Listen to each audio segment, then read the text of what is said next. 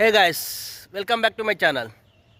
So friends, ఎవరైతే మీరు Israel రావాలనుకునేవారు, Israel వచ్చినవారు, మరి ఎలాగైనా ఇజ్రాయెల్ పోవాలి, ఎలాగైనా ఫేక్ సర్టిఫికెట్లా ఏదన్నా కానీ ఇజ్రాయెల్ పోవాలి, పోయిన తర్వాత అక్కడికి వెళ్ళిన తర్వాత చూసుకుందాం అనేవాళ్ళు ఈ వీడియో మాత్రం తప్పకుండా చూడండి.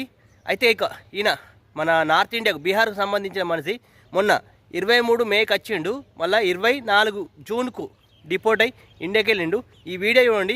వీడియో చూసిన తర్వాత నేను ఏందన్నది एक्सप्लेन చేస్తాను. बहुत बहुत धन्यवाद कि मुझे इंडिया भेजने में सहयोग कर रहे हैं। और मैं बहुत बुरी तरह से यहाँ फंस गया था। 1 महीना पहले मैं 23 मई को आया था और 23 जून को यहाँ से जा रहा हूँ। एम्बेसी की बहुत बहुत धन्यवाद, उन्होंने मेरी बात सुनी। मेरी पत्नी ने क्लेम किया था, बेटे ने क्लेम किया था और यहाँ आकर मैंने बहुत बुरी तरह अपने आप को फंसा पाया और अब लग रहा था कि मैं इंडिया नहीं जा पाऊंगा, यहीं मेरी डेथ हो जाएगी। लेकिन एम्बेसी के माध्यम से मेरा बहुत सहयोग है, इसके लिए बहुत बहुत धन्यवाद। और इंडिया के लोगों को मैं एक सूचना देना चाहूँगा कि जो लोग भली भांति पूरी काम को जानते हैं, बिल्डिंग के काम, वही लोग आए। जो आधा अधूरा काम जानते हैं वो लोग कृपया यहाँ नहीं है। जैसे कि बोलते हैं ना उधर में कि आप लोग चिंता मत करो, आप इतने आवर्स काम करो।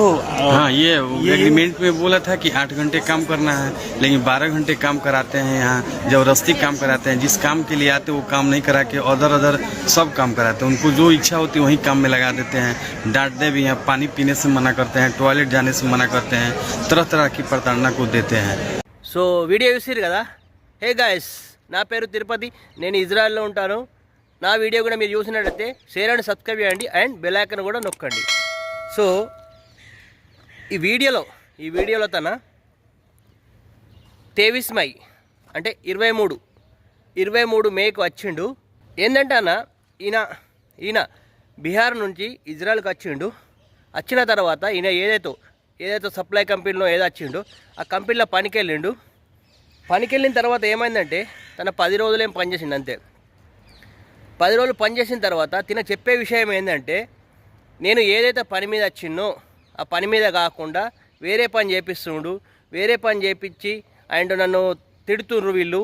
అంటే నాకు కాఫీ తాగడానికి కానీ అన్నం తినడానికి కానీ టైం ఇస్తలేరు.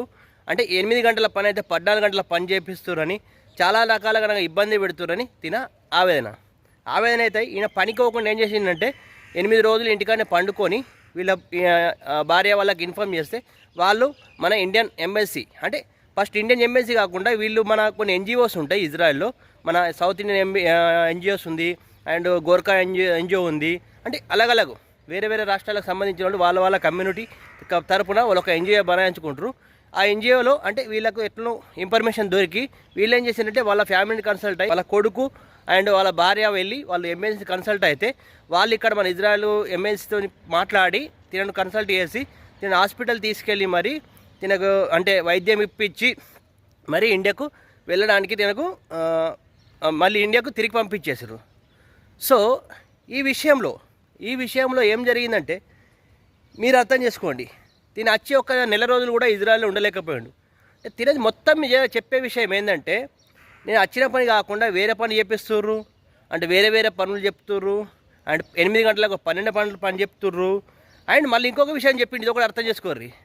మీకు పని వస్తేనే రండి, మీకు ఏదైనా పని అంటే ఇద్దరు చెప్పిన విషయం మీకు తెలుసుకుంటే అంటే ఫేక్ సర్టిఫికేట్లు కానీ ఇటువంటి సర్టిఫికేట్ అని బనాయించుకొని రావద్దు, మీకు వచ్చిన పని అయితేనే రండి అని చెప్పిన విషయం క్లియర్గా అర్థమవుతుందన్న. అంటే మీకైనా పని వచ్చిందనుకో, అంటే ఇప్పుడు చాలామంది అనుకుంటున్నారంటే నేను ఇజ్రాయెల్ వెళ్ళిపోతా, ఎట్లయినా కానీ ఇజ్రాయెల్ వెళ్ళిపోతారో చూసుకుందాం, అక్కడికి పోయిన తర్వాత మనం ఏమన్నా పనులు ఎంకోవచ్చు, అంటే దుబాయ్ లాగా మనం పోయిన తర్వాత వాళ్ళు అడ్జస్ట్ చేసుకుంటారు అని కాదు.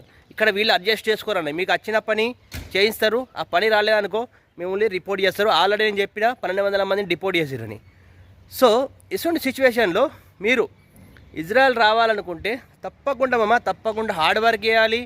హార్డ్ వర్క్ చేస్తేనే ఇప్పుడు చెప్పినట్టు నన్ను కాఫీ తాగనే ఛాయ్ తాగనిస్తలేరు, అన్నం తినలేస్తలేరు అంటే అన్న ఇక్కడ అఫీషియల్ బ్రేక్స్ అని ఉంటాయి.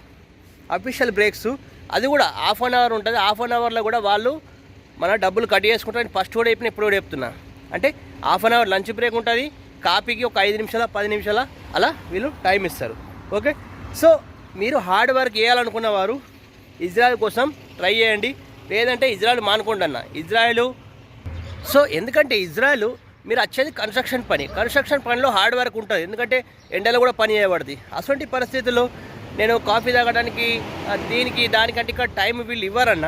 అందుకోసమే మీరు ఆలోచించుకొని రండి. ఇజ్రాయెల్ రావాలంటే కొంచెం హార్డ్ వర్కింగ్ ఉంటుంది. ఆర్ 8 గంటలు 12 గంటల విషయం అంటే నువ్వు 8 గంటలు కాదు 12 గంటలు పనిచేసినా 15 గంటలు పనిచేసినా డబ్బులు మాత్రం వస్తాయి. ఓకే, డబ్బులకు ఇబ్బంది లేదు, కానీ మీరు వర్కింగ్ మాత్రం చేయబడతాయి. వర్క్ ఏంది ఇక్కడ నేను టైంపాస్ చేస్తా అంటే మాత్రం కాదు. అండ్ మెయిన్ థింగ్స్ ఏంటంటే మీరు ఇజ్రాయెల్ రావాలనుకుంటే జెన్యూన్గా అంటే గల్ఫ్లో పనిచేసి మీకు ఎక్స్పీరియన్స్ ఉండి మీతో సర్టిఫికేట్ ఉన్న వాళ్ళే మాత్రం అప్లై చేసుకోండి. లేదంటే నేను ఆ ఏజ్ని పట్టిన ఈ మధ్యలో నాకు కొన్ని మెసేజ్లు వస్తున్నాయి, అన్న నాకు ఇంటర్వ్యూ లేకుండా ఆఫర్ లెటర్ వచ్చింది అన్న.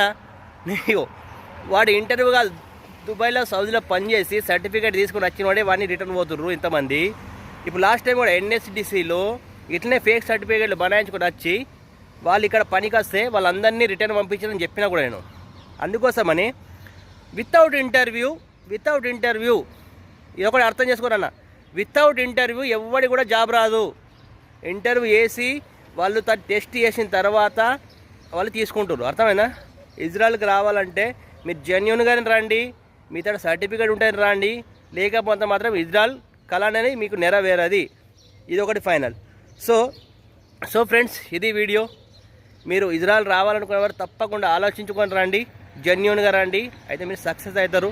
అన్నిట్లో బాగానే ఉంటుంది ఇజ్రాయెల్, కానీ జెన్యూన్గా రండి అన్న. ఓకే, బాయ్ అన్న. Okay, thank you very much.